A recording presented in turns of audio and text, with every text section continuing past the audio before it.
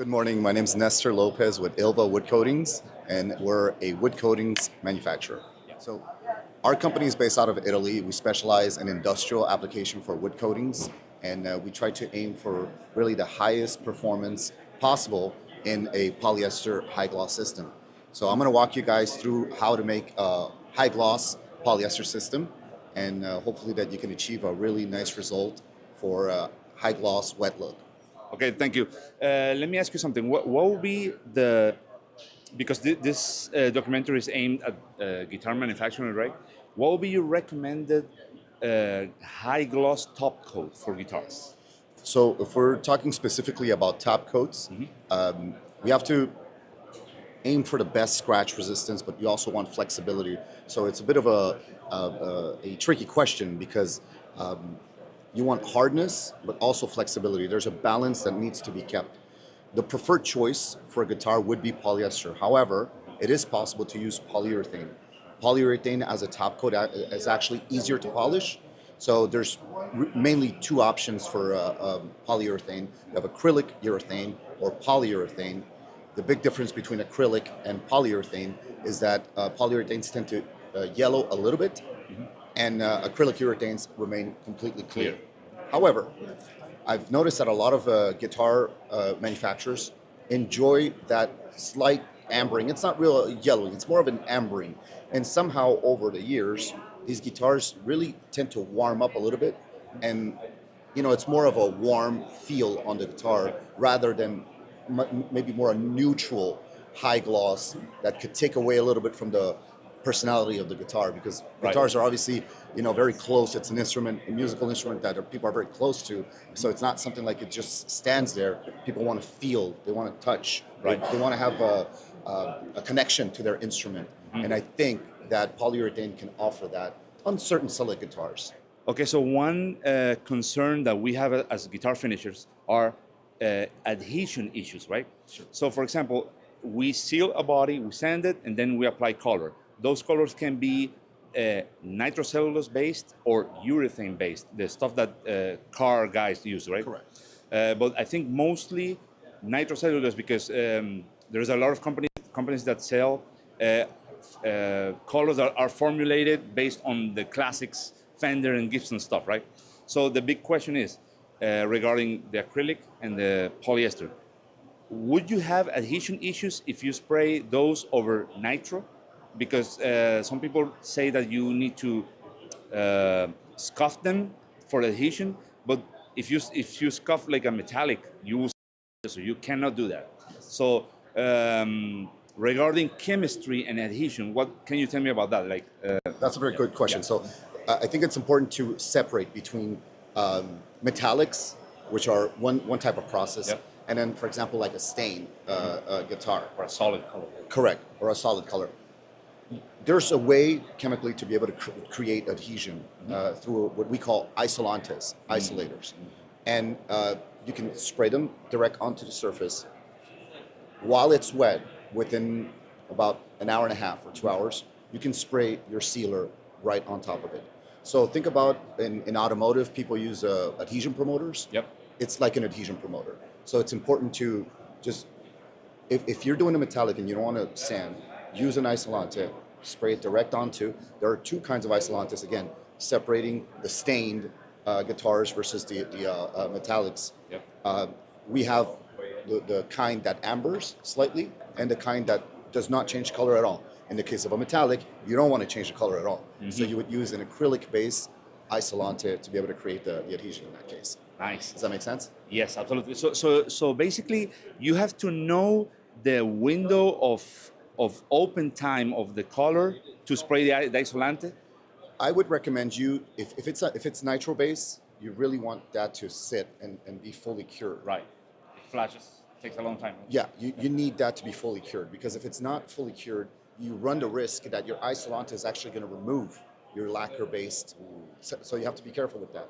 So it's better to have it completely dry. And I know it does extend the process, but high gloss requires a long time if you want it to last for a long time. Yep. Yeah. So one way to tell when the base color is cured is by maybe read the spec sheets and stuff, but when you smell it, when it doesn't smell anything, it's like it's cured. That's a good indicator, usually, that there's no more solvents evaporating. However, most products contain fast, medium, and slow solvents. If it's lacquer-based, usually it's going to be lower solids, so it's going to snap a little bit faster. Right. As manufacturers, we recommend that you wait overnight. Right. But the reality on the field is that most people will wait just a couple of hours, so it's hard enough, and then you can continue with your procedure. Okay, so regarding the Isolante, you spray it over the nitro, right? And then if you want to apply the clear over the Isolante, is that like a wet-on-wet application, or you have to wait until the Isolante is dry to the touch and then you apply the top coat, or how? Good question. Good question. So you can do a wet-on-wet procedure, but you have a window. The window at 75 degrees and 60% humidity, you have a window of about 3 hours. Okay.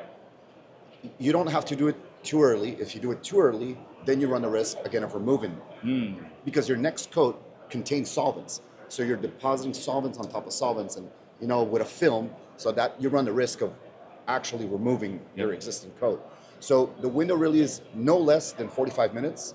And if you want to do it wet on wet, do not exceed 3 hours, because then your surface is going to be curing, and you have to create adhesion mechanically or chemically.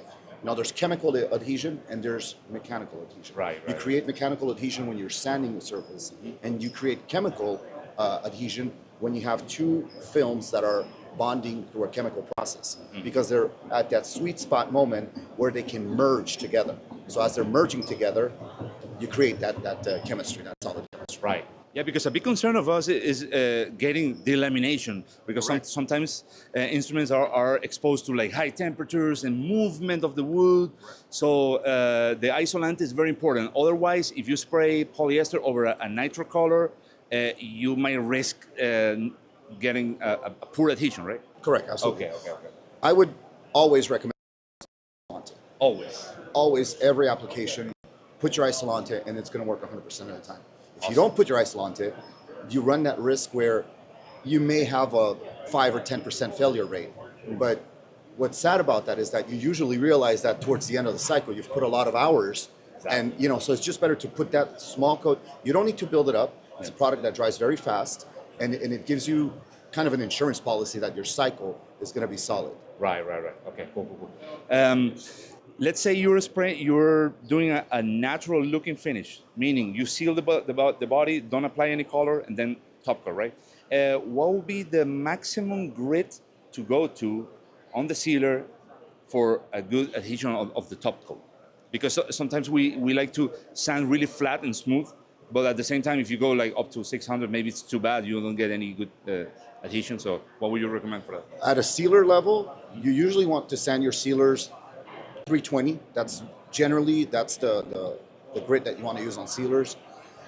What's important when you're sanding is that you can do multiple steps, and people use there's different kinds of sandpaper and so on and so forth. What's important is that you can skip only one grit when you're doing so. So let's say if you do 320, and you can skip the next grit up, but you should not skip 2 grits.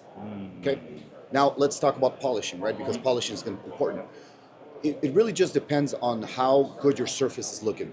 If you had a clean work area and you just have a little bit of dust on it that you can remove very easily, I've seen manufacturers where they start directly at 1,000 or 1,200 straight, because the surface is really nice. Where you have to go down in grits is when you have a lot of, either you had some kind of fish eyes, or big dust, because some dust was lifted. So you have to be a little bit careful about that. So really the trick here is, if you want to sand less and polish less, have a very clean spray area as much as possible, and that's going to help you in your polishing process.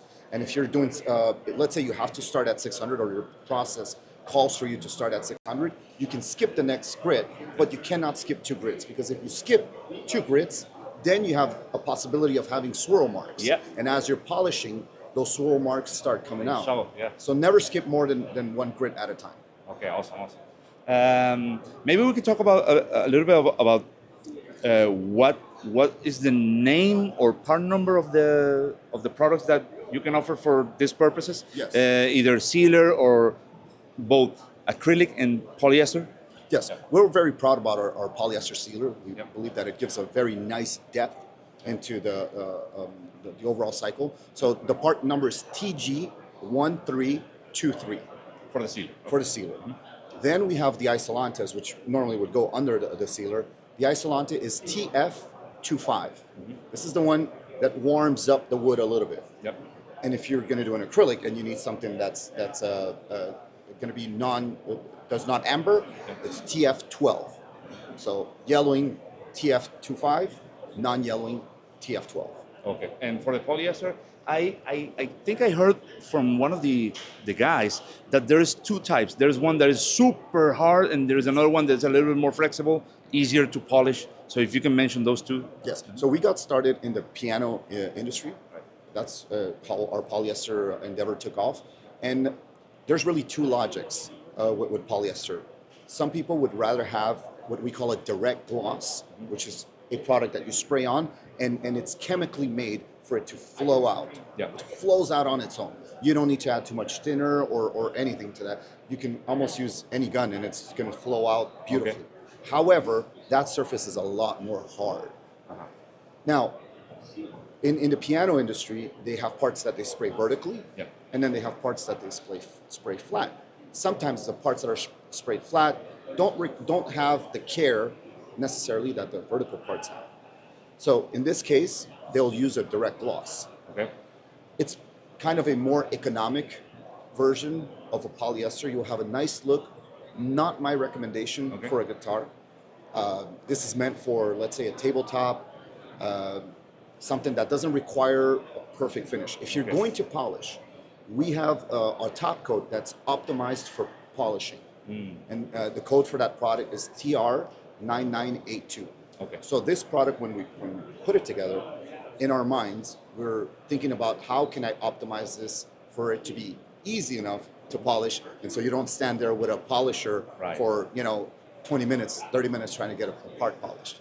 It's optimized to be polished. Okay, so this last one that you mentioned is the softer version of the polyester? It is polyester? a softer version, yes. Okay. It's slightly soft, but we have to be careful because polyester is hard. Yeah.